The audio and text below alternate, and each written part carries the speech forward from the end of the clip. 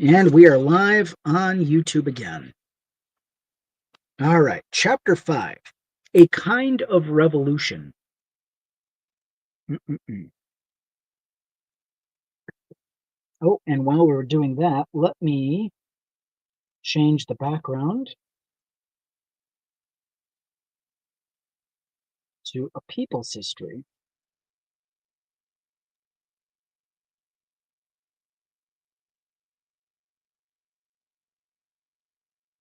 There we go.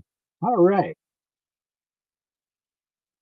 Okay, people's history, A Kind of Revolution. The American victory over the British Army was made possibly by the existence of an already armed people. Just about every white male had a gun and could shoot. The revolutionary leadership distrusted the mobs of the poor, but they knew the revolution had no appeal to slaves and Indians. They would have to woo the armed white population. This was not easy. Yes, mechanics and sailors, some others, were incensed against the British, but general enthusiasm for the war was not strong. While much of the white male population, let me just double check my mic. Again, all right, let's continue. Chapter 5, a Kind of Revolution. American victory over the British Army was made possible by the existence of an already armed people. Just about every white male had a gun and could shoot. The revolutionary leadership distrusted the mobs of the poor, but they knew the revolution had no appeal to slaves and the Indians. They would have to woo the armed white population. That's going to be very important later on. This was not easy. Yes, mechanics and sailors and some others were incensed against the British, but general enthusiasm for the war was not strong. While much of the white male population went into military service at one time or another during the war, only a small fraction stayed. John Shy, in his study of the Revolutionary Army, a people numerous and armed, says they grew weary of being bullied by local committees of safety, by corrupt deputy assistant commissionaries for supply, and by bands of ragged strangers with guns in their hands calling themselves soldiers of the revolution. Shy estimates that perhaps a fifth of the population was actively treasonous. John Adams had estimated a third opposed, a third in support, and a third neutral. Alexander Hamilton, an aide of George Washington and an up and coming member of the new elite, wrote from his headquarters: "Our countrymen have all the folly of the ass and all the passiveness of the sheep.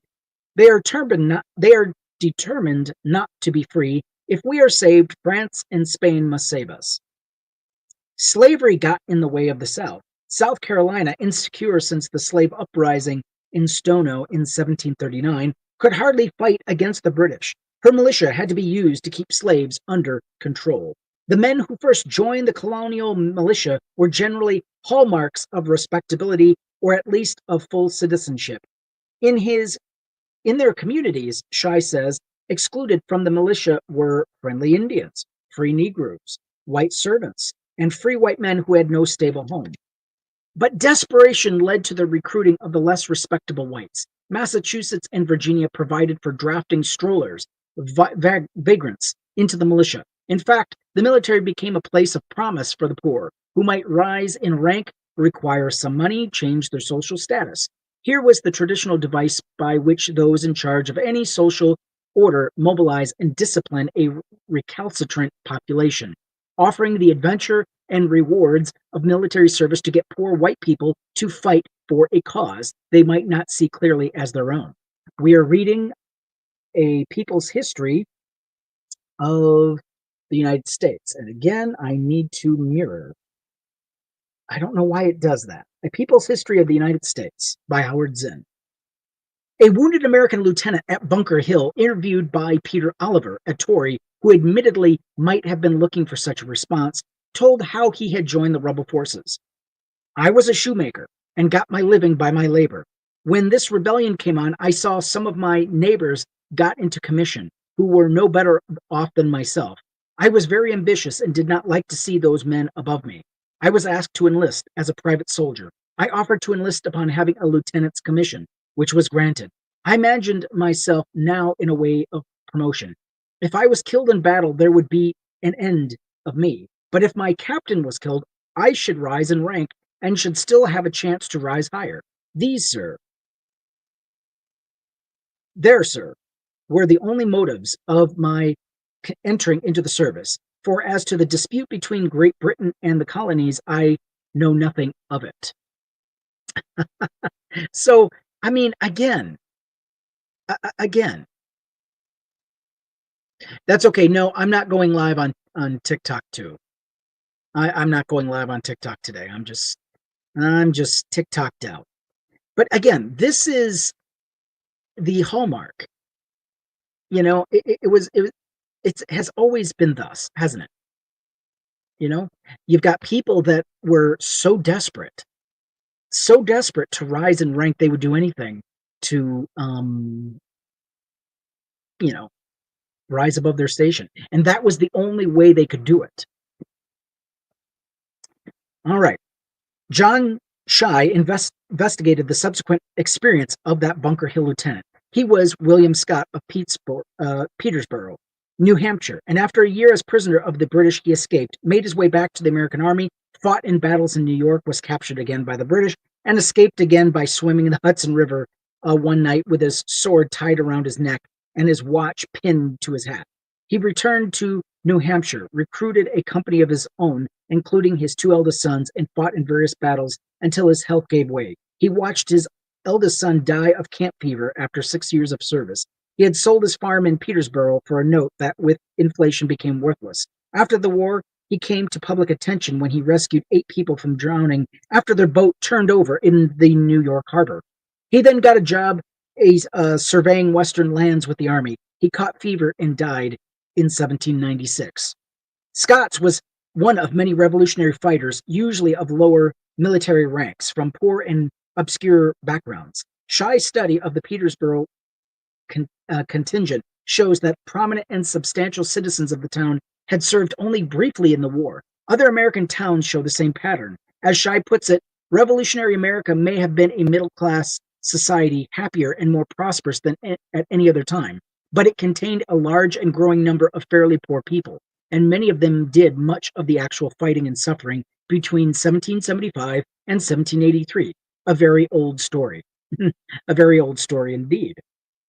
The military conflict itself, by dominating everything in its time, diminished other issues, made people choose sides in the one contest that was publicly important, forced people from the side of the revolution whose interest in independence was not at all obvious. Ruling elites seem to have learned through the generations, consciously or not, that war made these more secure against eternal trouble.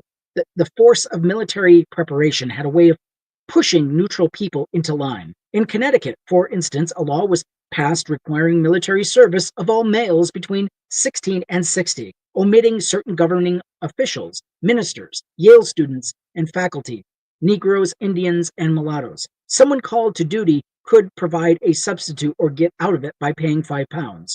When 18 men failed to show up for military duty, they were jailed, and in order to be released, had to pledge to fight in the war. Shy says, the mechanism for their political conversion was the militia. What looks like the democratization of the military forces in modern times shows up as something different, a way of forcing large numbers of reluctant people to associate themselves with the national cause, and by the end of the process, believe in it. Here, in the war for liberty, was conscription, as usual, cognizant of wealth, with the impressment riots against the British still remembered. Impressment of seamen by the American Navy was taking place by 1779. A Pennsylvania official said, "We cannot help observing how similar this conduct is to that of the British officers during the subjugation of Great Britain, and are persuaded it will have the same unhappy effects, vis-a-vis an estrangement of the affections of the people from authority, which by an easy progression will proceed to open opposition and bloodshed." Watching the new tight discipline of Washington's army, a chaplain in Concord, Massachusetts wrote, "New lords, new laws. The strictest government is taking place, and a great distinction is made between officers and men. Everything is made to show his place and keep it, and be immediately tied up, and receive not only 1 but 30 or 40 lashes. The Americans lost the first battles of the war: Bunker Hill, Brooklyn Heights, Harlem Heights, and the Deep South. They won small battles at Trenton and Princeton, and then in a turning point, a big battle at Saratoga in New York in 1777. Washington's frozen army hung on at Valley Forge, Pennsylvania, while Benjamin Franklin negotiated an alliance with the French monarchy, which was anxious for revenge on England.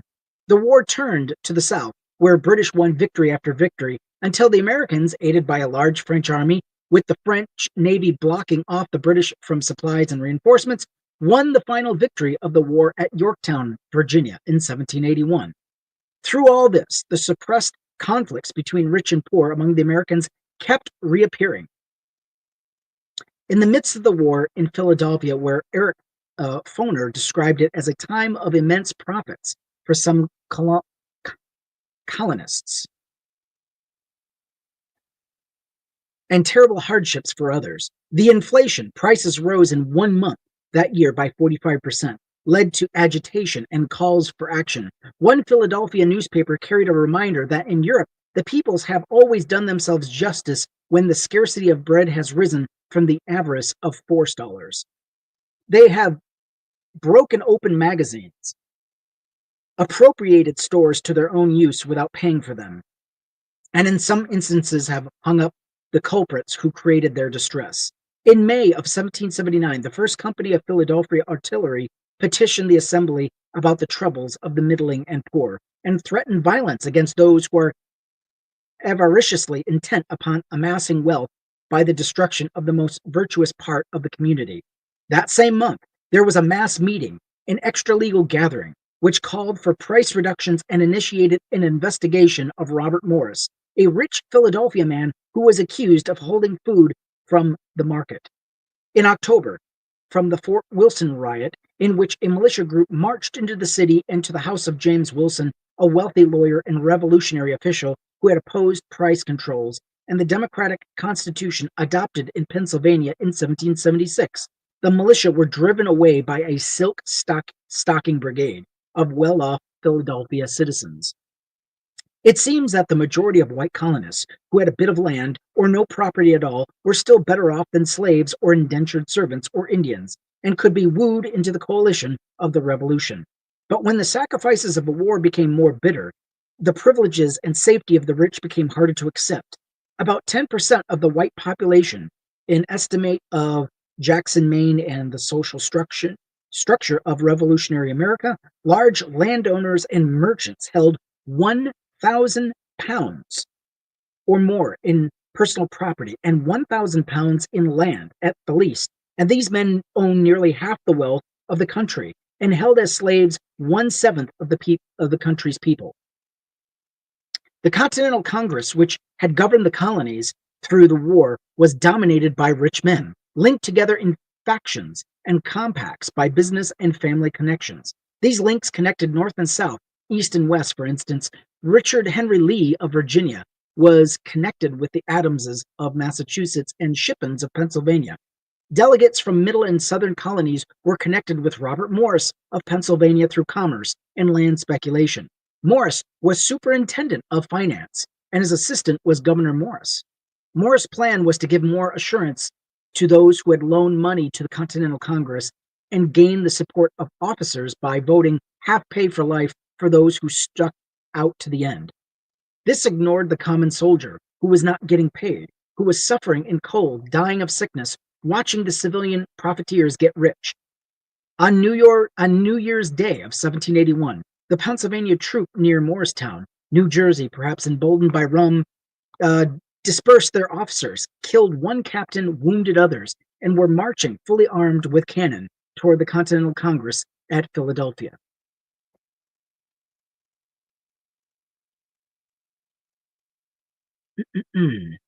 Yes, indeed. Yes, indeed.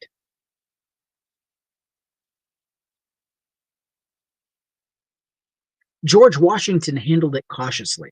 Informed of these developments by General Anthony Wayne, he told Wayne not to use force. He was worried that the rebellion might spread to his own troops. He suggested Wayne get a list of the soldiers' grievances and said Congress should not flee Philadelphia because then the way would be open for the soldiers to be joined by Philadelphia citizens. He sent Knox rushing to New England on his horse to get 3 months' pay for the soldiers while he prepared 1,000 men to march on the mutineers as a last resort. A peace was negotiated in which one half of the men were discharged, the other half got furloughs. Shortly after this, a small mutiny took place in New Jersey line, involving 200 men who defied their officers and started out for the state capital at Trenton. Now Washington was ready. 600 men who gathered themselves had been well fed, clothed, and marched on the mutineers, surrounded and disarmed them. The three ringleaders were put on trial immediately in the field. One was pardoned, the two were shot by firing squads made of their own friends, who wept as they pulled the triggers. It was an example, Washington said. Amazing. That scene never made it into the show Washington Spies, did it?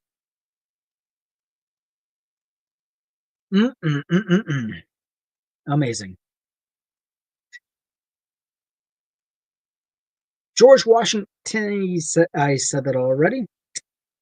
2 years later, there was another mutiny in the Pennsylvania line. The war was over and the army had disbanded, but 80 soldiers, demanding their pay, invaded the Continental Congress headquarters in Philadelphia and forced the members to flee across the river to Princeton. Ignominiously turned out the doors, as one historian sorrowfully wrote, John Fiske of the critical period, by a handful of drunken mutineers. What soldiers in the Revolution could do only rarely, rebel against their authorities, civilians could do much more easily. Ronald Hoffman says the Revolution plunged the states of Delaware, Maryland, North Carolina, South Carolina, and Georgia, to a much lesser degree, Virginia, into divisive civil conflicts that persisted during the entire period of struggle. The Southern lower classes resisted being mobilized for the Revolution. They saw themselves under the rule of a political elite, win or lose against the British. In Maryland, for instance, by the new Constitution of 1776, to run for governor, one had to own 5,000 pounds of property. To run for state senator, 1,000 pounds. Thus, 90% of the population were excluded from holding office. And so, as Hoffman says, small slaveholders, non-slaveholders, planters, tenants, renters, and casual day laborers posed a serious problem for social control of the Whig elite. With black slaves 25% of the population, in some counties 50%, fear of slave revolts grew. George Washington had turned down the request of blacks seeking freedom to fight in the Revolutionary Army. Imagine that. Our first president of the United States turned down black people from serving in the army.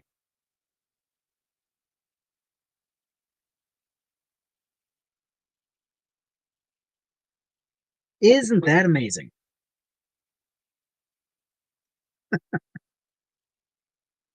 And it's really hard, isn't it? It's really hard to take seriously the, I don't know, calls for freedom, the calls for justice. You know, it's really hard to take seriously the very Constitution. All men are created equal. Imagine that. All men are created equal, only to be turned away and not granted the very freedom the Constitution promised. Rules for thee, not for me, and freedom for me, not for thee. Isn't that amazing?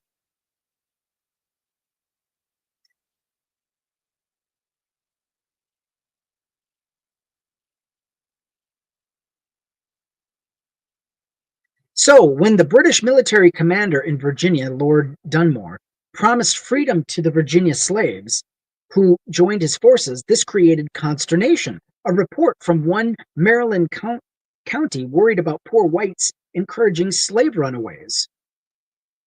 The insolence of the Negroes in this county is come to such a height that we are under a necessity of disarming them, which we effected on Saturday last. We took about 80 guns, some bayonets, swords, etc. The maliciousness and imprudent speeches of some among the lower classes of whites have induced them to believe that their freedom depended on the success of the king's troops. We cannot therefore be too vigilant nor too rigorous with those who promote and encourage this disposition in our slaves.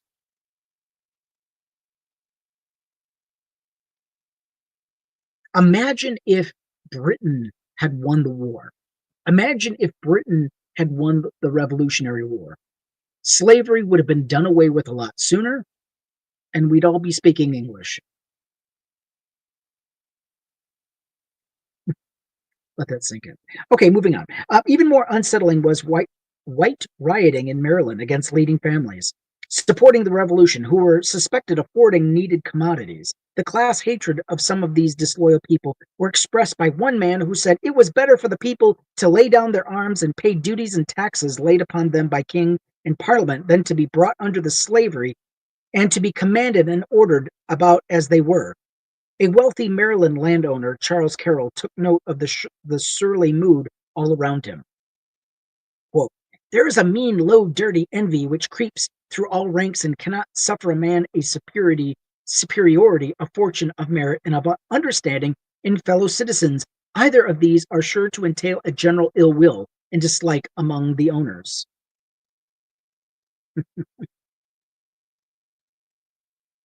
Oh no. Despite this, Maryland authorities retained control.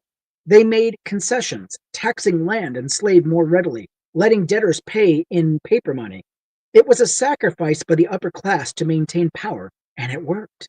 In the lower South, however, in the Carolinas and Georgia, according to Hoffman, vast regions were left without the slightest apparition of authority. The general mood was to take no part in a war that seemed to have nothing for them. Authoritative personages on both sides demanded that common people supply material, reduce consumption, leave their families, and even risk their lives. Forced to make hard decisions, many flailed out in frustration or evaded and defied first one other side and then another.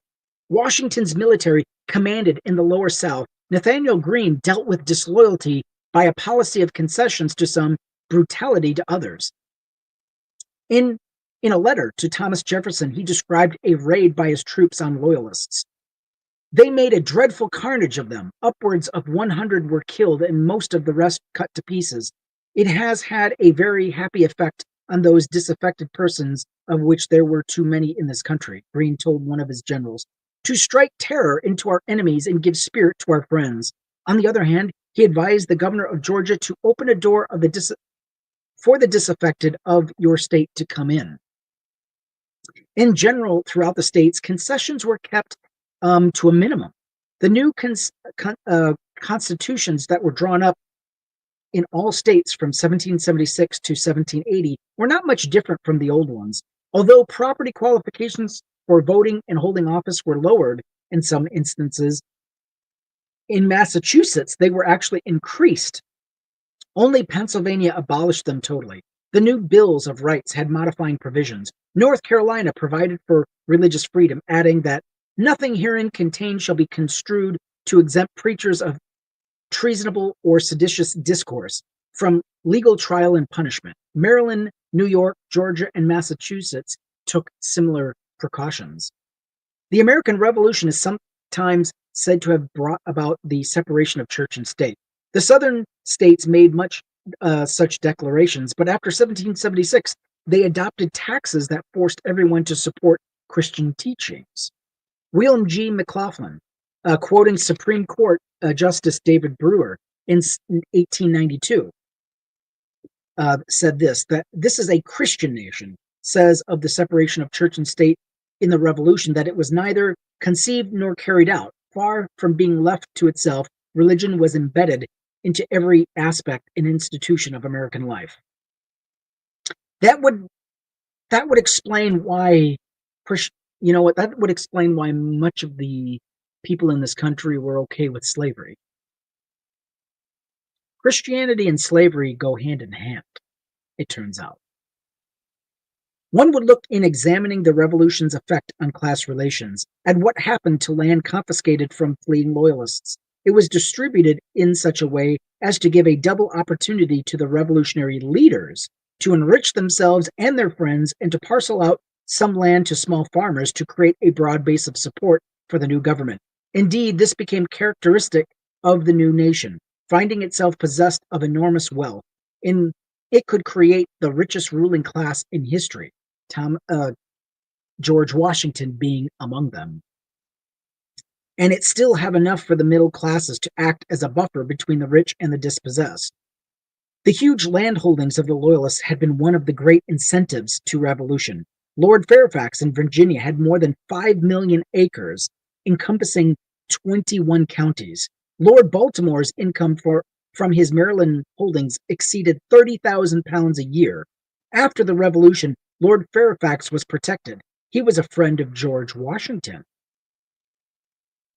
But other Loyalists, holding of great estates, especially those who were absentees, had their lands confiscated in New York. The number of freeholding small farmers increased after the Revolution, and there were far fewer tenant farmers who had created so much trouble in the pre-Revolution years. Although the numbers of independent farmers grew, according to Roland Bernhoft and John Mirren, the class structures did not change radically. The ruling group went through a personal changes as the rising merchant families of Boston, New York, and Philadelphia slipped quite credibly into the social status, and sometimes the very houses of those who failed in business or suffering confiscation and exile for loyalty to the crown. Edmund Morgan sums up the class nature of the Revolution this way: the fact that the lower ranks were involved in the contest should not obscure the fact that the content itself was generally a struggle for office and power between members of the upper class, the new against the established. Looking at the situation after the Revolution, Richard Morris comments, everywhere one finds inequality. He finds the people of "we the people of the United States," a phrase coined by the very rich Gouverneur Morris, did not mean Indians, blacks, or women or white servants. In fact, there were more indentured servants than ever, and the Revolution did nothing to end and little to ameliorate white bondage.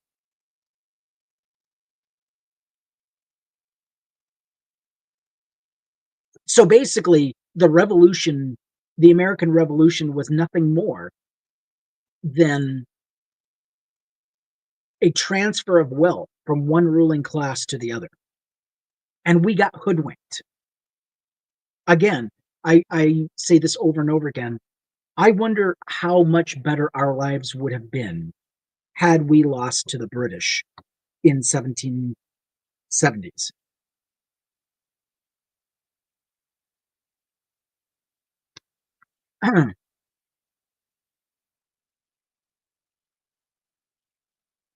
I'm liking this chapter, aren't you? It goes on and on. I'm loving it. This is going to be a very dense chapter. Carl Diegler says, out of our past, no new social class came to power through the door of the American Revolution. The men who engineered the revolt were largely members of the colonial ruling class. George Washington was the richest man in America. John Hancock was a prosperous Boston merchant. Benjamin Franklin was a wealthy printer, and so on. On the other hand, town mechanics, laborers, and seamen, as well as small farmers, were swept into the people by the rhetoric of the Revolution, by the camaraderie of military service, by the distribution of some land. Thus was created a substantial body of support, a national consensus, something that even with the exclusion of ignored and oppressed people could be called America. Staunton Lynn's close study of Dutchess County, New York, in Revolutionary period corroborates this. There was a tenant risings in 1766 against the huge feudal states in New York. The Rensselaerwick holding was 1 million acres. Tenants claiming more of this land for themselves, unable to get satisfaction in the courts, turned to violence. In Poughkeepsie, 1,700 armed tenants had closed the courts and broken open the jails, but the uprising was crushed. During the Revolution, there was a struggle in Dutchess County over the disposition of confiscated Loyalist land, but it was mainly between different elite groups. One of these, the Poughkeepsie Anti-Federalists, opponents of the Constitution, including men on the make, newcomers in land and business. They made promises to the tenants to gain their support, exploiting their grievances to build their own political careers and maintain their own fortunes. During the Revolution, to mobilize soldiers, the tenants were promised land. A prominent landowner in Dutchess County wrote in 1777 that a promise to make tenants freeholders, thus instantly bringing you at least 6,000 able farmers into the field. But the farmers who enlisted in the Revolution and expected to get something out of it found that as privates in the army, they received $6.66 a month. That, if that isn't a slap in the face, 666, amazing. $6.66. I mean, that's a little too on the nose, biblically speaking. While a colonel received $75 a month. They watched local government contractors like Melacton Smith and Matthew Pearson become rich, while the pay they received in continental currency became worthless with inflation. All this led tenants to become a threatening force in the midst of war. Many stopped paying rent. The legislature, worried, passed a bill to confiscate loyalist land and add 400 new freeholders to the 1,800 already in the county. This meant a strong new voting bloc for the faction of the rich that would become anti-federalists in 1788. Once the new landholders were brought into the privileged, let's see, we have a guest. Assalamu alaikum.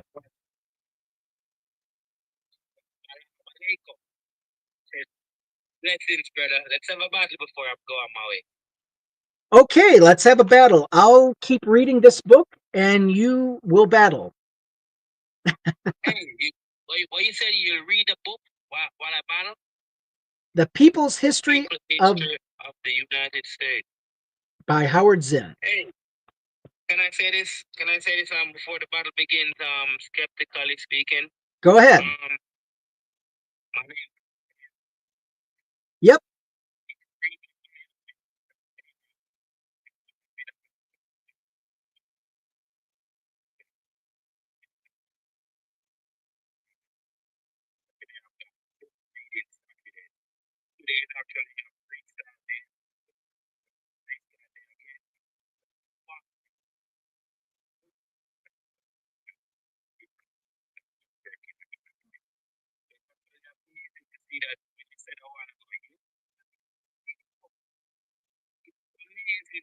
This is what I do on Saturdays. Okay. All right. Well, let's see how it goes, and I'll keep reading. Here we go. This is the book I read first. Uh-huh. Cultivating Purpose. Yeah.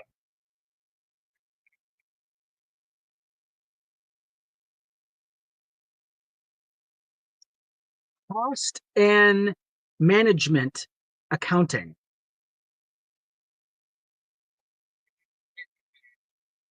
3 Saturdays reading book.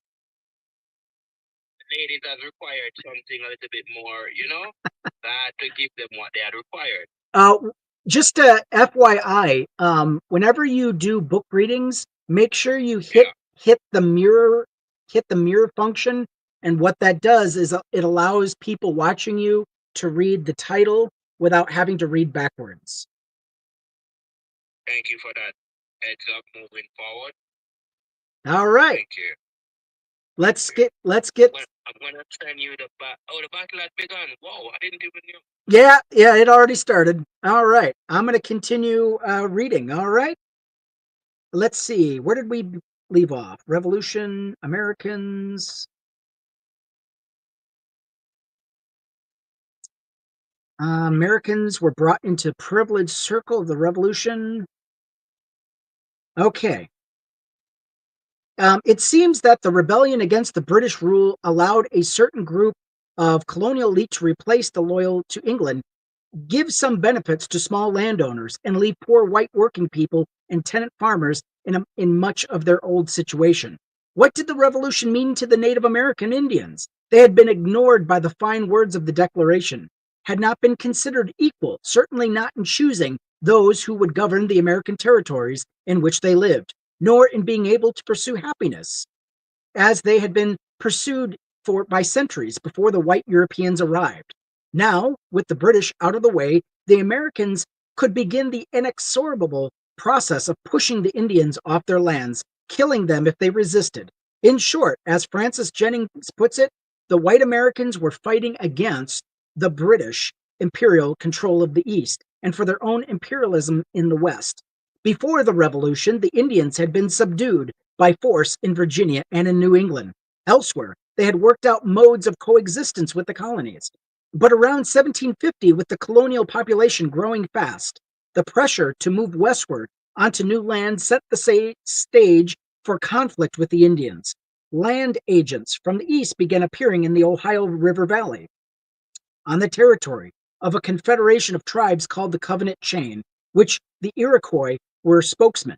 In New York, through intricate swindling, 800,000 acres of Mohawk land were taken, ending the period of Mohawk-New York friendship. Chief Hendrick of the Mohawks is recorded speaking his bitterness to the Governor George Clinton and had Provincial Council of New York in 1753. Just gave you a follow, man. Thank you. All right. Hit your notification bell also. All right. Thank you very much. This is what George Chief Hendrick said.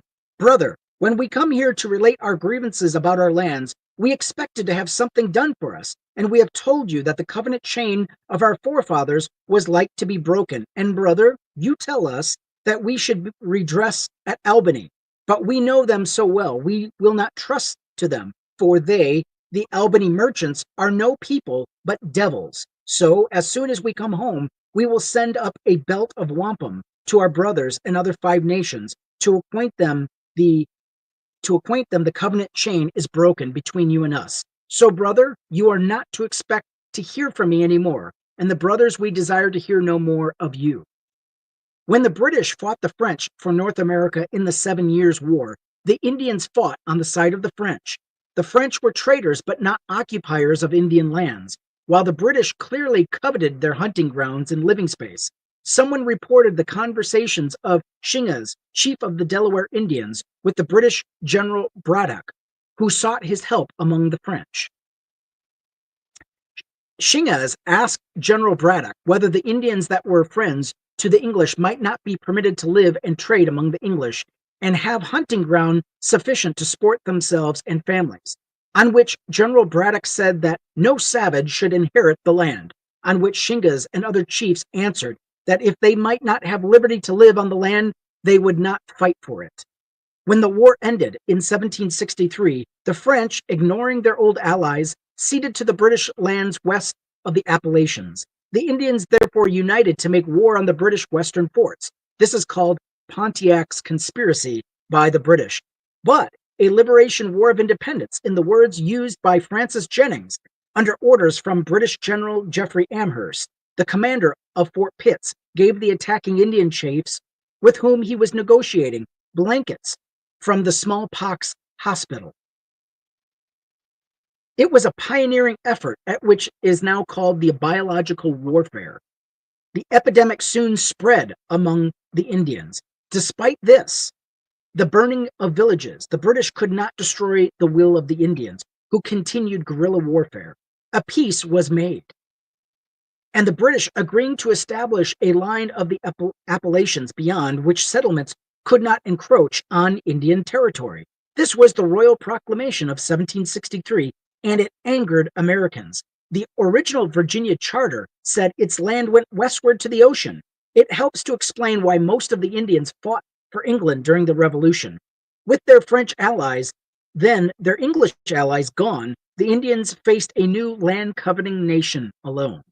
The Americans assumed now that the Indian land was theirs, but the expeditions they sent westward to establish this were overcome, which they recognized in the names they gave these battles. Harmer's humiliation, St. Clair's shame, and even when General Anthony Wayne defeated the Indians, the Western Confederation, in 1798 at the Battle of Fallen Timbers, he had to recognize their power. In the Treaty of Greenville,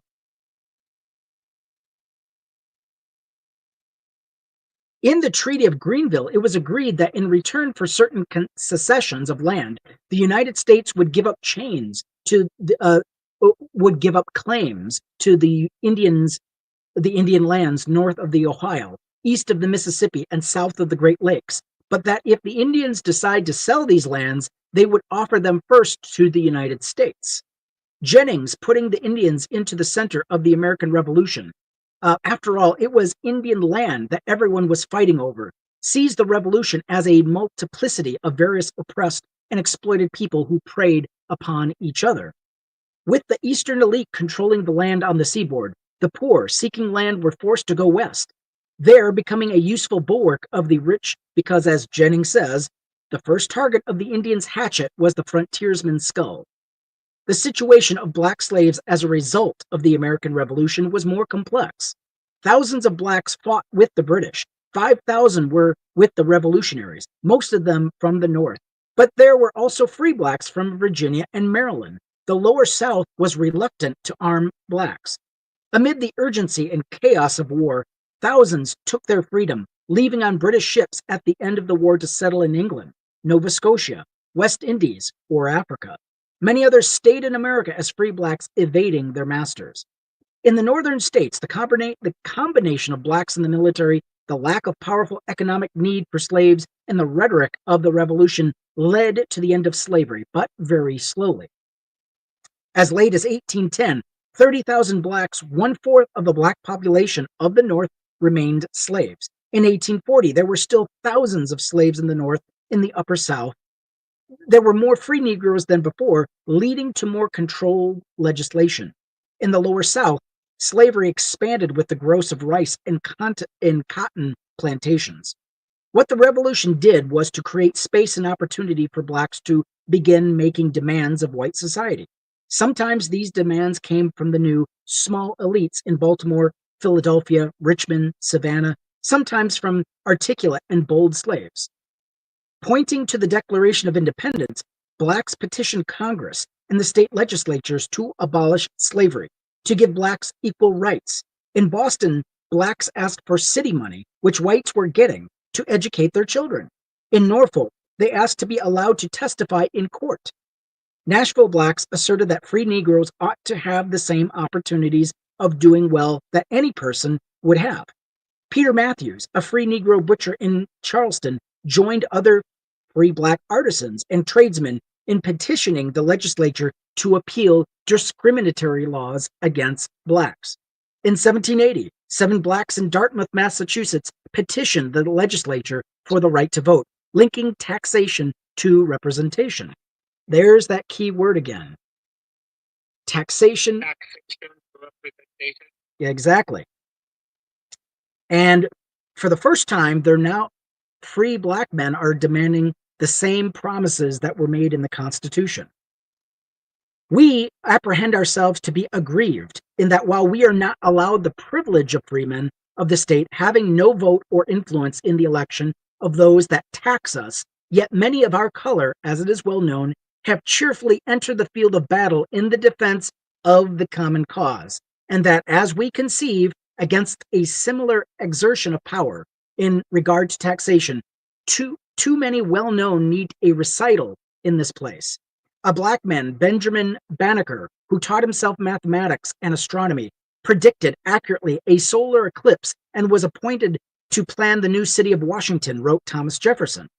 I suppose it is the truth too well attested to you to need a proof here that we are a race of beings who have long labored under the abuse and the censure of the world, that we have long been looked upon with the eye of contempt, and that we have long been considered rather as brutish than human, and scarcely capable of mental endowments. I apprehend you will embrace every opportunity to eradicate the train of absurd and false ideas and opinions which so generally prevails with respect to us, that your sentiments are concurrent with mine, which are that one universal Father hath given being to us all, and that we have not only made us all of one flesh, but that he hath also, without partiality, afforded us all the same sensations and endowed us with all the same faculties. This was a letter written to Thomas Jefferson. Amazing. Banneker asked Jefferson. Go ahead. Amazing. But it is an actual letter that was written to him, right? Yep. And he, I'm witnessing history. I'm listening. yep, he also asked Jefferson to wean yourselves from the narrow prejudices which you have imbibed or partaken in. Jefferson tried his best, as an enlightened, thoughtful individual might. But the structure of American society, the power of the cotton plantation, the slave trade, the politics of unity between northern and southern states, and the long culture of race prejudice in the colonies, well as his own weaknesses, that combination of practical need and ideological fixation kept Jefferson a slave owner throughout his life. Also, his bad use of his money. Thomas Jefferson was known as a spendthrift. He was very bad with his money, so he thought, if I let the slaves go, that might mean I'll have to work, and I can't do that. So Benjamin Franklin kept his slaves, even though he knew it was ideologically wrong. Amazing. Amazing. He was a lazy man. Yep. Lazy ass. I'll say it. I don't care. The inferior position of blacks and the exclusion of Indians from the new society, the establishment of the supremacy for the rich and powerful in the new nation, all this was already settled in the colonies by the time of the Revolution. With English out of the way, it could now be put on paper, solidified, regularized, made legitimate by the Constitution of the United States, drafted at a convention of revolutionary leaders in Philadelphia. Too many Americans over the years, the Constitution drawn up in 1787 had seemed to a work of genius put together by wise, humane men who created a legal framework for democracy and equality. This view is stated a bit extravagantly by the historian George Bancroft, writing in the early 19th century. Quote, the Constitution establishes nothing that interferes with the equality and individuality. It knows nothing of differences by descent or opinions, of favored classes, or legalized religion, or the political power of property. It leaves the individuals alongside of the individual as the sea it made up of drops. American society is composed of separate, free, and constantly moving atoms, even in reciprocal action, so that the institutions of law of the country rise out of the masses of individual thought like the waters of the ocean are rolling evermore. So flowery, so wonderful, it was bullshit. Another view of the Constitution was put forward early in the 20th century by the historian Charles Beard, arousing anger and indignation, including a denunciatory editorial in the New York Times.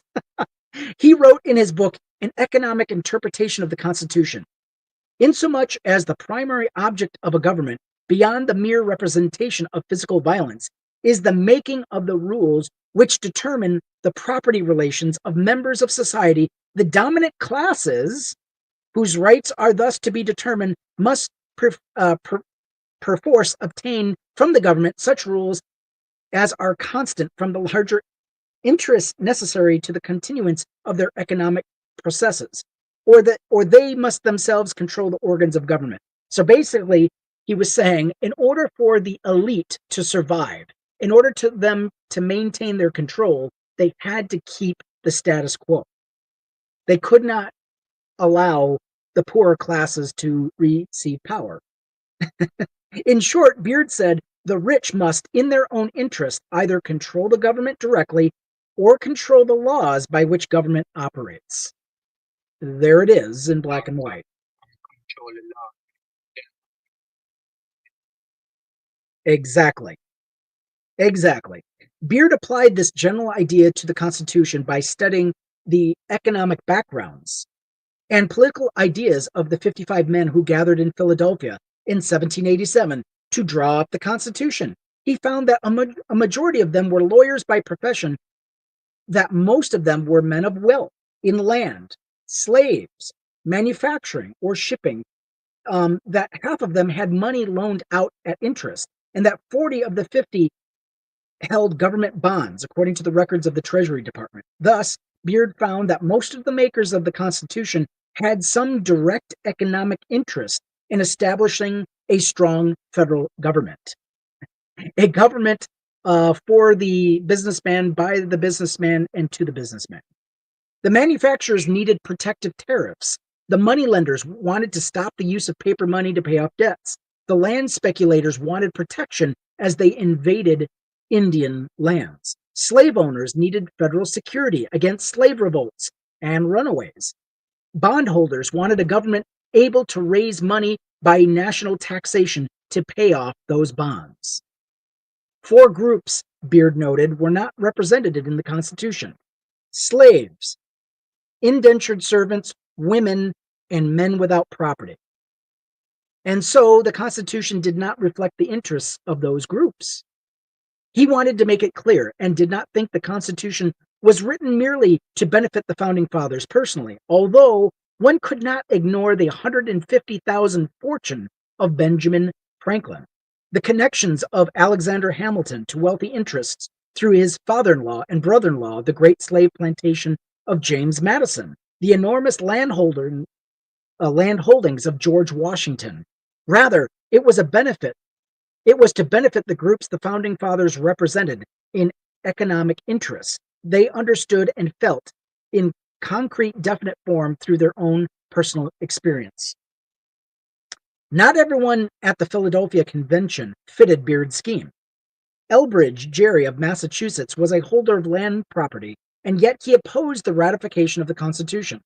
Similarly, Luther Martin of Maryland, whose ancestors had obtained large tracts of land in New Jersey, opposed ratification. But with a few exceptions, Beard found a strong connection between the wealthy and the support of the Constitution. By 1787, there was not only a positive need for strong central government to protect the large economic interests, but also immediate fear of rebellion by discontented farmers. The chief event causing this fear was an uprising in the summer of 1786 in western Massachusetts, known as Shays' Rebellion. In the western towns of Massachusetts, there was a resentment against the legislature in Boston. The new Constitution of 1780 had raised the property qualifications for voting. No one could hold state office without being quite wealthy. Furthermore, the legislature was refusing to issue paper money, as had been done in some other states like Rhode Island, to make it easier for debt-ridden farmers to pay off their creditors. Let's see. Illegal conventions began to assemble in some of the western counties to organize opposition to the legislature. At one of these, a man named Plow Jogger spoke his mind. Quote, "I have been greatly abused and have been obliged to do more than my part in the war, been loaded with class rates, town rates, provincial rates, continental rates, and all rates, been pulled and hauled by sheriffs, constables, and collectors, and have had my cattle sold for less than they were worth. The great men are going to get all that we have. I think it's time for us to raise up and put a stop to it, and have no more courts, no sheriffs, and no collectors, no lawyers." The chairman of that meeting used his gavel to cut short the applause. He and others wanted to redress their grievances, but peacefully, by petition, and to the general court in Boston. However, before the scheduled meeting in the general court, there was going to be court proceedings in Hampshire County, in the towns of Northampton and Springfield, to seize the cattle of farmers who couldn't pay their debts, to take away their land, and now full of grain, ready for harvest. So veterans of the Continental Army, also aggrieved because they had been treated poorly on discharge, given certificates for fortune redemption instead of immediate cash, began to organize the farmers into squads and companies. One of these veterans was Luke Day, who arrived the morning of court with a fife and drum corps, still angry with the memory of being locked up in debtor's prison in the heat of the previous summer. The sheriff looked to the local militia to defend the court against these armed farmers, but most of the militia was with Luke Day. The sheriff did manage to gather 500 men, and the judges put on their black silk robes, waiting for the sheriff to protect their trip to the courthouse. But there at the courthouse steps, Luke Day stood with a petition asserting the people's constitutional rights to protest the unconstitutional acts of the general court, asking the judges to adjourn until the general court could act on behalf of the farmers. Standing with Luke Day were 1,500 armed farmers. The judges adjourned. Shortly after, at courthouses in Worcester and Athol, farmers with guns prevented the courts from meeting to take away their property, and the militia were too sympathetic to the farmers or too outnumbered to act. In Concord, a 50-year-old veteran of 2 years, Job Shattuck, led a caravan of carts, wagons, horses, and oxen onto the town green while a message was sent to the judges. Quote, "The voice of this people in this county is such that the court shall not enter this courthouse until such a time as the people shall have redress of the grievances they labor under the present." A county convention then suggested the courts adjourn, which they did. At Great Barrington, a militia of 1,000 faced a square crowded with armed men and boys, but the militia was split in its opinion. When the Chief Justice suggested the militia divide, those in favor of the court sitting to go onto the right side of the road, and those against to the left, 200 of the militia went to the right, 800 to the left, and then the judges adjourned. Then the crowd went to the home of the Chief Justice, who agreed to sign a pledge that the court should not sit until the Massachusetts General Court met. The crowd went back to the square, broke open the county jail, and set free the debtors. The Chief Justice, a county doctor, said, quote, "I have never heard anybody point out a better way to have their grievances redressed than the people have taken." I will repeat that.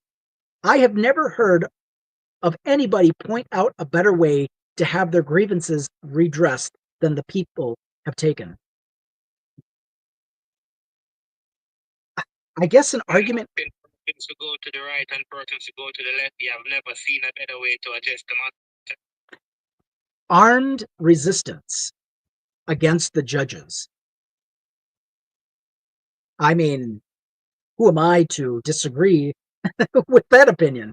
I mean, it worked several times in several cases, in several instances in history. The violent resistance of tyranny seems to have worked. And that's why they hate it so much. And that is why they're pitting us against each other. And this is why they want us fighting at every chance. Because when we're too busy fighting each other, we're not paying attention to the real problem. Interesting. The governor and the political leaders... That's interesting for real, for when they said who in agreement or who in disagreement to the right, to the left. Then they had 800 persons to the right and 200 to the left. It's all about the majority rules, you know. Oh.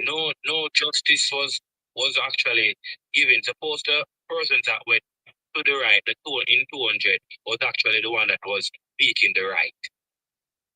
But guess what? Because the 800 went to the left, they gave the ruling to the majority. Well, they had the most guns. His statement was that's the best way to deal with things, and you're arguing the point with they had used it many times. The fact is that armed resistance is what won the day. When the judges saw that they were in the minority and they had more guns pointed at them, that's when they realized, oh, we better not do this. We better not take their land. We better not disenfranchise them anymore, because if we do, they're going to overthrow our power. That worked out in our favor, yes. But I'm saying it, suppose it was the case that the majority went to the side that was saying, yay, they should have taken our land. How would it have worked out? That's all I'm saying. Yeah, I guess it would have been a sad day. It would have been a sad day in this country, but luckily the majority were the ones that were being tyrannized. They were the ones being bullied. They were the ones that were suffering the most. So it could have gone either way, but it just turned out that more people were suffering, so they ended up siding with the people that were fighting using armed resistance. So it could have gone either way, but it just turns out that when enough people suffer, they will switch sides.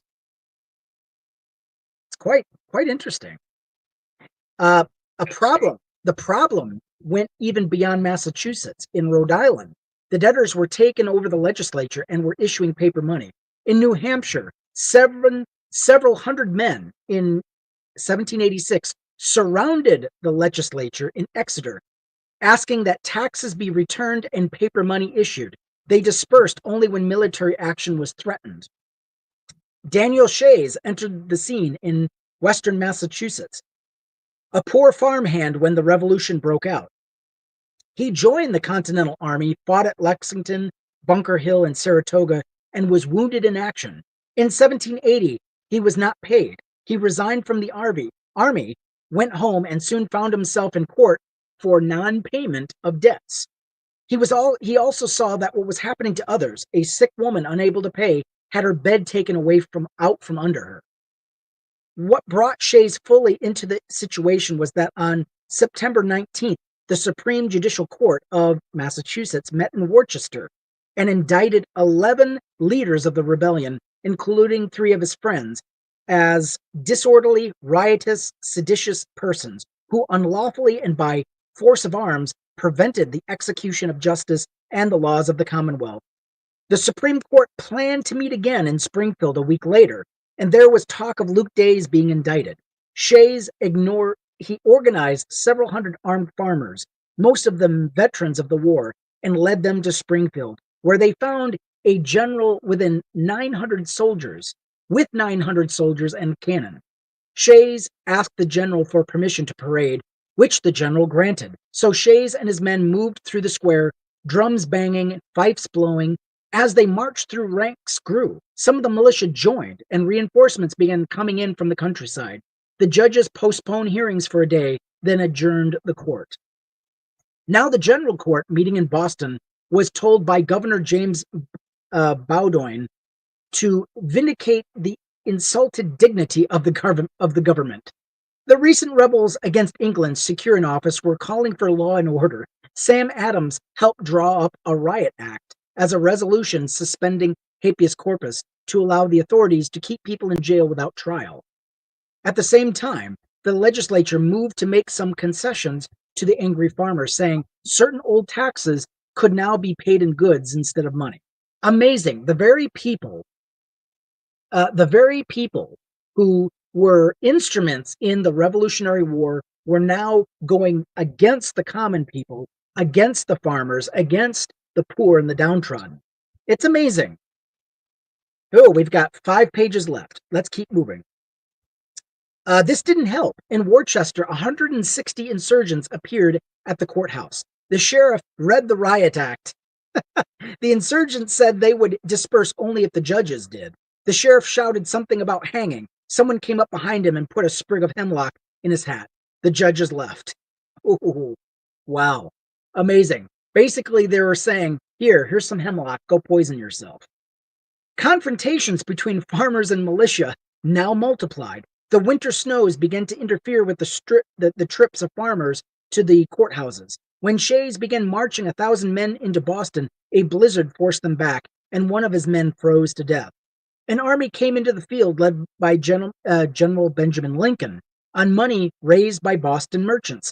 In an artillery duel, 3 rebels were killed. One soldier stepped in front of his own artillery piece and lost both of his arms. The winter grew worse. The rebels were outnumbered and on the run. Shays took refuge in Vermont, and his followers began to surrender. There were a few more deaths in battle, and then sporadic, disorganized, desperate acts of violence against authority. The burning of barns, the slaughter of a general's horse. One government soldier was killed in an eerie nighttime collision of 2 sleighs. Captured rebels were put on trial in Northampton, and 6 were sentenced to death. A note was left on the door of the High Sheriff of Pittsfield. I understand that there is a number of my countrymen condemned to die because they fought for justice. I pray have a care that you assist not in the execution of so horrid a crime. For by all that is above, he that condemns and he that executes shall share alike. Prepare for death with speed, for your life or mine is short. When the woods are covered with leaves, I shall return and pay you a short visit. Oops. 33 more rebels were put on trial and 6 more were condemned to death. Arguments took place over whether the hangings should go forward. General Lincoln urged mercy, and a commission of clemency by Samuel Adams said, In monarchy, the crime of treason may admit of being pardoned or lightly punished, but the man who dares rebel against the law of a public ought to suffer death. Several hangings followed. Some of the condemned were pardoned. Shays in Vermont was pardoned in 1788 and returned to Massachusetts, where he died poor and obscure in 1825. It was Thomas Jefferson in France, as ambassador at the time of Shays' rebellion, who spoke of such uprisings as healthy for society. Really now? In a letter to a friend, he wrote, I hold it that a little rebellion now and then is a good thing. It is a medicine necessary for the sound health of the government. God forbid that we should ever be 20 years without such a rebellion. The tree of liberty must be refreshed from time to time with the blood of patriots and tyrants. It is its natural manure. Yikes. But Jefferson was far from the scene, and political and economic elite of the country were not so tolerant. They worried that the example might spread. A veteran of Washington's army, General Henry Knox, founded an organization of army veterans, the Order of Cincinnati, presumably, as one historian put it, for the purpose of cherishing the heroic memories of the struggle in which they had taken part. But also, it seemed to watch out for the radicalism of the new country. Knox wrote to Washington in late 1786 about Shays' rebellion, and in so doing, so expressed the thoughts of many of the wealthy and powerful leaders of the country. Quote, the people who are the insurgents have never paid any or but very little taxes. Well, that's because they don't have any. They don't have any money to pay taxes. Anyway, but they see the weakness of the government. They feel at once their own poverty compared with the opulent and their own force, and they are determined to make us the latter in order to remedy the former. Their creed is that the property of the United States has been protected from confiscations of Britain by the joint exertions of all, and therefore ought to be the common property of all. Well, there's an idea, and he that attempts opposition to this creed is an enemy to equity and justice, and ought to be swept away from the face of the earth. I agree. Alexander Hamilton, aide to Washington during the war, was one of the most forceful and astute leaders of the newest aristocracy. He had voiced his political philosophy as such, quote, all communities divided themselves into a few and the many. The first are the rich and the well-born, and the others the mass of the people. The voice of the people have said to be the voice of God. However, generally this maxim has been quoted and believed. It is not true, in fact. The people are turbulent and changing. They seldom judge or determine right. Give, therefore, to the first class a distinct permanent share in the government. Can a democratic assembly who annually revolve in the glass of the people be supposed steadily to pursue the public good? Nothing but a permanent body can check the imprudence of democracy. So therefore, Alexander Hamilton did not like democracy very much. At the Constitutional Convention, Hamilton suggested a president and Senate chosen for life. Well, let's just have a king while we're at it. Why have a president and Senate? Let's just bring back the Roman Empire. It was in the 1780s. Yep, that's what they were talking about in the 1780s. Unbelievable. The convention did not take his suggestion, thankfully, but neither did it provide for popular elections, except in the case of the House of Representatives, where the qualifications were set by state legislatures, which require property holding for voting in almost all the states, excluding women, Indians, and slaves. The Constitution provided for senators to be elected by the state legislators, for the president to be elected by electors chosen by the state legislators, and for the Supreme Court to be appointed by the president. Yikes. The problem of democracy in the post-revolutionary society was not, however, that the Constitution limitations on voting. It lay deeper beyond the Constitution. In the division of society into rich and poor, for if some time had great wealth and great influence, if they had the land, the money, the newspapers, the church, the educational system, how could voting, however broad, cut into such power? There was still another problem. Wasn't it the nature of representative government even when most broadly based, to be conservative, to prevent tumultuous change. It came time to ratify the Constitution, to submit to a vote in state conventions, which approval of 9 of the 13 required to ratify it. In New York, where debate over ratification was intense, a series of newspaper articles appeared anonymously, and they tell as much about the nature of the Constitution. These articles favored adoption of the Constitution, were written by James Madison, Alexander Hamilton, and John Jay, and came to be known as the Federalist Papers. Opponents of the Constitution became known as Anti-Federalists.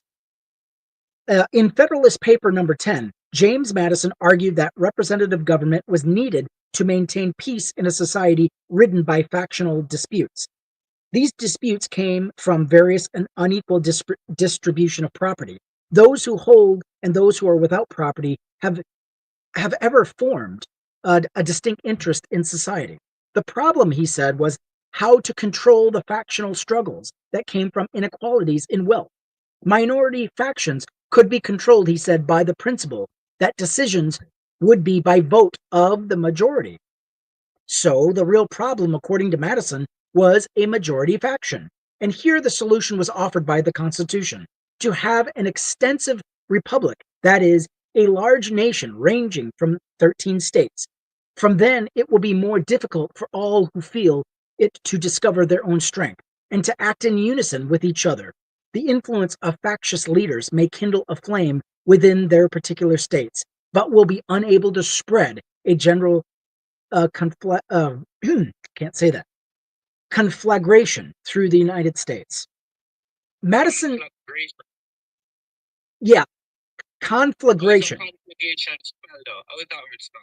C-O-N flop F-L-A G-R-A G-R-A shun. Sean T-I-O-N. Yep, conflagration. Yep, it's hard to say. It's hard for me to speak. Madison's argument can be seen as a sensible argument for having a government which can maintain peace and avoid continuous disorder. But it is the aim of government simply to maintain order as a referee between two equally matched fighters? Or is it that the government has some special interest in maintaining a certain order, a certain distribution of power and wealth, a distribution in which government officials are not neutrally referees? Let's see. This interpretation makes sense when one looks at the economic interests, the social backgrounds of the makers of the Constitution.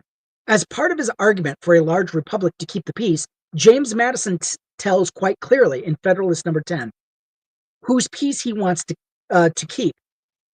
A rage for paper money, for the abolition of debts, for the equal division of property, and for other improper or wicked project will be less apt to pervade the whole body of the Union than a particular member of it. So basically, he was against the poor. Well, thanks for... His statement, the rage for paper money, in terms of paper money wasn't accessible in the 1780s. Whoa, still listening. It depends on which state you lived in. Certain people had more access than others. It was not, how shall I say this? Not everybody had the same access. In the 1780s. Yep. And also 1790s. So anybody who was against the abolition of debts, who wanted paper money, and who wanted equal division of property, they were being seen as the enemy. Reason for such actions. When the economic interest is seen behind the political clauses of the Constitution, then the document becomes simply not a work of wise men trying to establish a decent, orderly society, but the work of certain groups trying to maintain their privileges while giving just enough rights and liberties to enough of the people to ensure popular support. In the new government, Madison would belong to one party, the Democratic Republicans, along with Jefferson and Monroe. Hamilton would belong to a rival party, the Federalists, along with Washington and Adams. But both agreed, one a slaveholder from Virginia, the other a merchant from New York. on the aims of this new government they were establishing. They were participating in the long fundamental agreement of the two political parties in the American system. Hamilton wrote elsewhere in the Federalist Papers that the new Union would be able to suppress domestic faction and insurrection. He referred directly to Shays' Rebellion. The tempestuous situation from which Massachusetts had scarcely emerged evinces the dangers of this kind are not merely speculative. It was either Madison or Hamilton, the authorship of the individual papers is not known, who in the Federalist Paper number 63 argued the necessity of a well-constructed Senate as sometimes necessary as a defense to the people against their own temporary errors and delusions. So basically, we need a government of the people to protect them from the people. Because there are particular moments. Yeah. Isn't that ironic? Peak irony. There are particular moments in public affairs when the people, stimulated by other irregular passions, or some illicit advantage, or misled by the artful misrepresentations of interested men, may call for measures which they themselves will afterwards be the most ready to lament and condemn. And in these critical moments, how salutary will be the interference of some temperate and respectable body of citizens in order to check the misguided career and to suspend the blow mediated by the people against themselves until reason, justice, and truth can regain their authority over the public mind. In other words, until they see things from our perspective, we need to keep the people down until they see the error of their ways.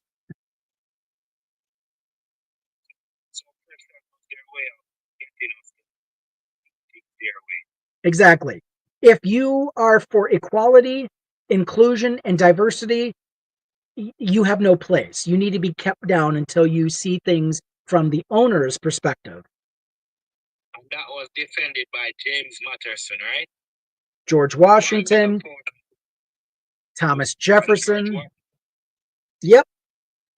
Hamilton, John. Yep. Well, Thomas Jefferson took a different view, but he in the end accepted the Federalist position because as a slave owner, he had no choice. Shea, who was all against Sister Cause Rebellion, died poor. Yep. Well, no, all of these persons are some wealthy persons we're talking of, right? Oh, yeah. Shea, the guy who did Shays' Rebellion, he ended up dying poor. Yeah. But that's what I heard you said. Yep. But, I mean,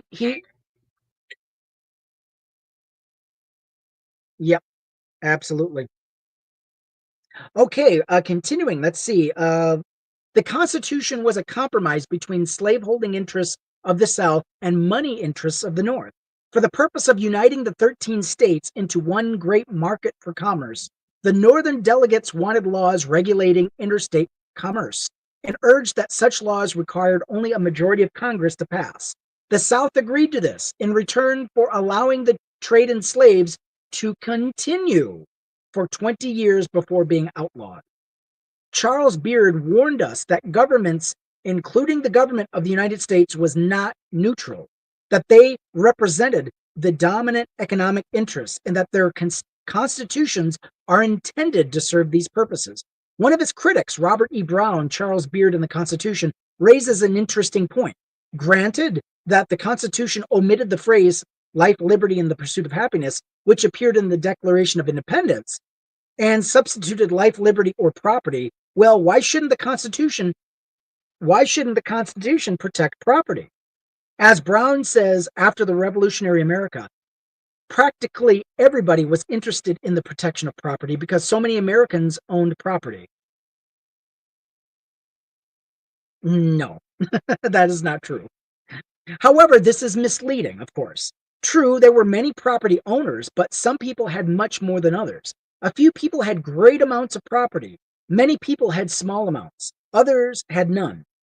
Jackson, Maine found that 1/3 of the population in the Revolutionary period were small farmers, while only 3% of the population had true large holdings and would be considered wealthy.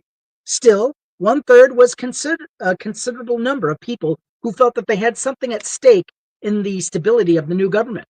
This was a larger base of support for government than everywhere in the world at the end of the 18th century.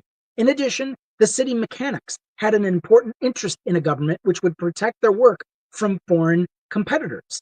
As Stoughton Lynn puts it, how is it that the large city workmen all over America overwhelmingly and enthusiastically supported the United States Constitution? This was especially true in New York. When the 9th and 10th states had ratified the Constitution, 4,000 New York City mechanics marched with floats and banners to celebrate. Bakers, blacksmiths, brewers, ship joiners, shipwrights, coopers, cartmen, and tailors all marched. What Lynn found was that these mechanics, while opposing the elite rule in the colonies, were also nationalists. Mechanics comprised perhaps half of the New York population. Some were wealthy, some were poor, but all were better off than the ordinary laborer. The, the apprentice, the journeyman, and their prosperity required a government that would protect them against the British hats and the shoes and other goods that were pouring into the colonies after the Revolution. As a result, the mechanics often supported wealthy conservatives at the ballot box. Yikes. The Constitution then illustrates the complexity of the American system, that it serves the interests of the wealthy elite, but also does enough for small property owners, for middle-income mechanics and farmers to build a broad base of support. The slightly prosperous people who make up this base of support are buffers against the blacks, the Indians, and the very poor whites. They enable the elite to control with a minimum of coercion, the maximum of law, all made palatable by the fanfare of patriotism and unity. The Constitution became even more acceptable to the public at large after the First Congress, responding to criticism, passed a series of amendments known as the Bill of Rights. These amendments seemed to make the new government a guardian of people's liberty to speak, to publish, to worship, to petition, to assemble, to be tried fairly, to be secure at home against official intrusion. It was therefore perfectly designed to build popular backing for the new government. What was not made clear, it was a time when language of freedom was new and its reality untested. It was the shakiness of anyone's liberty when entrusted to a government of the rich and the powerful.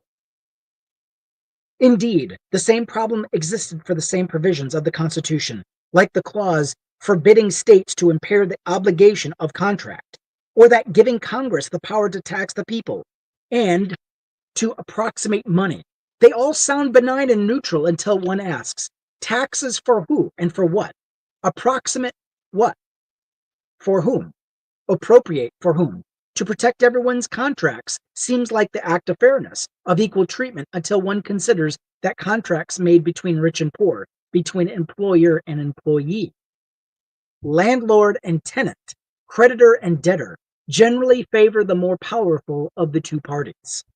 Thus, to protect these contracts is to put the great power of the government, its laws, courts, sheriffs, police, on the side of the privileged, and to do it not as a pre-modern times as an exercise of brute force against the weak, but as a matter of law. The First Amendment of the Bill of Rights shows that quality of interest hiding behind the innocents. Passed in 1791 by Congress, it provided that Congress shall make no law abridging the freedom of speech or the press. Yet, 7 years after the First Amendment became part of the Constitution, Congress passed a law very clearly abridging the freedom of speech. And I believe that was under John Adams.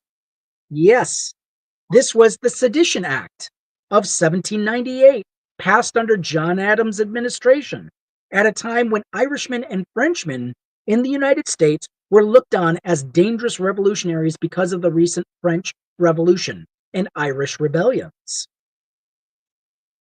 The Sedition Act made it a crime to say or write anything false, scandalous, or malicious against the government, Congress, or the president, with the intent to defame them bring them into disrepute, or excite popular hatreds against them. So in other words, you can't make the government look bad. No way, no matter what. Nope. This act seemed to directly violate the First Amendment, yet it was enforced. 10 Americans were put in prison for utterances against the government, and every member of the Supreme Court in 1798 to 1800, sitting as an appellate judge, held it constitutional. So what good was the Supreme Court? There was a legal basis for this, also known as legal experts, but not to the ordinary American, who could read the First Amendment and feel confident that he or she was protected in the exercise of free speech. That basis has been explained by historian Leonard Levy. Levy points out that it was generally understood, not in the population, but in higher circles, that despite the First Amendment, the British common law of seditious libel still ruled America. Amazing. Amazing. This meant that while the government could not exercise prior restraint, that is, prevent an utterance of publication in advance, it could legally punish the speaker or writer afterwards. Thus, Congress had a convenient legal basis for the laws it has enacted since that time, making certain kinds of speech a crime. And since punishment after the fact is an excellent deterrent to the exercise of free expression, the claim of no prior restraint itself is destroyed. This leaves the First Amendment much less than the stone wall of protection it seemed at first glance. Are the economic provisions in the Constitution enforced just as weakly? We have an instructive example almost immediately in Washington's first administration, when Congress' power to tax and appropriate money was immediately put to use by the Secretary of Treasury, Alexander Hamilton. Hamilton, believing that government must ally itself with the richest elements of society to make itself strong, proposed to Congress a series of laws which it enacted expressing this philosophy. A Bank of the United States was set up as a partnership between the government and certain banking interests. A tariff was passed to help manufacturers. It was agreed to pay bondholders. Most of the war bonds were now concentrated in a small group of wealthy people.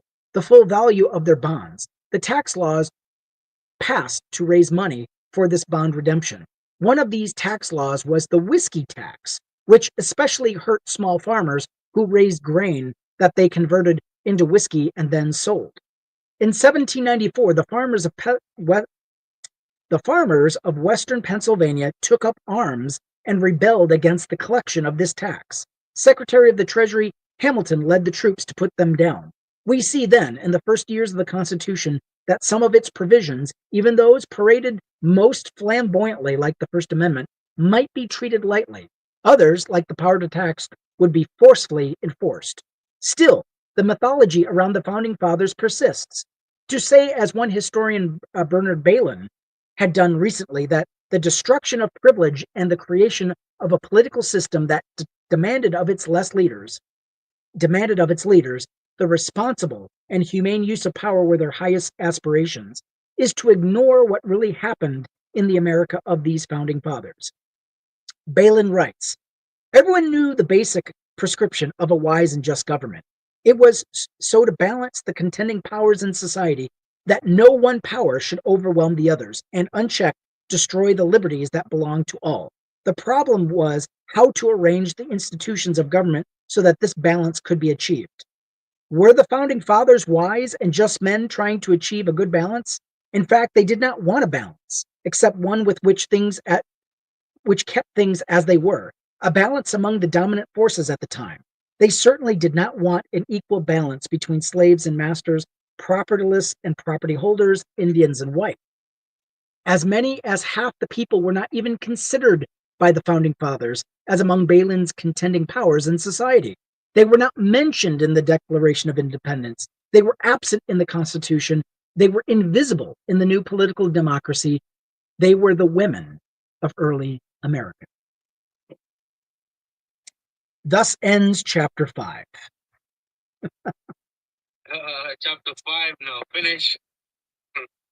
Chapter 5 is over. My goodness. leaves chapter 5 wrap up Pontiac conspiracy, pioneering effort, Shays Rebellion. Tell us about Thomas Jefferson, Alexander Hamilton, James Patterson.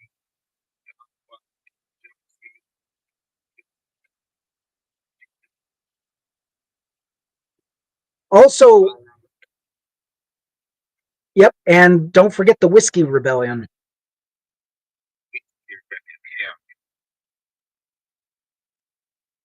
Ooh, I am parched.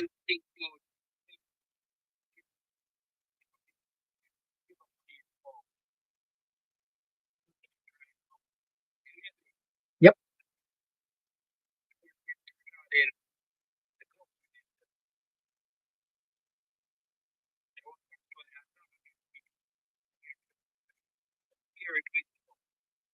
Yep. Yep.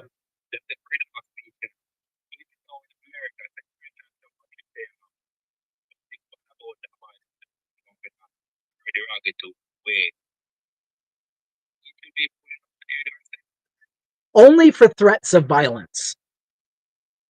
Only threats of violence. But what Trump and his minions are trying to do, they want it to make it illegal to speak against the president. They're trying to do that right now. They're not there yet, but they're slowly getting closer and closer to it. Yes. It's not something big, regarding the punishment part, it would be very harsh, to be prisoning someone because of words that they had said up against the next person. Yep. I remember they already said sticks and stones can break my bone, but words cannot. Seems as if that has no more meaning. Yeah, well, evidently enough people are weak enough. They can't take criticism. And that's our government today in America. In the United States, we're being run by a bunch of snowflakes and weaklings and people who can't take criticism. They don't like it. They don't like to be challenged. They do not like to be told that they are wrong. They don't like to be told that they have a responsibility to protect all Americans, not just those who support you. You see? Someone in the comment actually said the government works for us. If we work for them. Yep. Yeah, that's the attitude that's prevalent for today. But anyway, this was good. This was fun. I'm going to have to disconnect, and I've got to.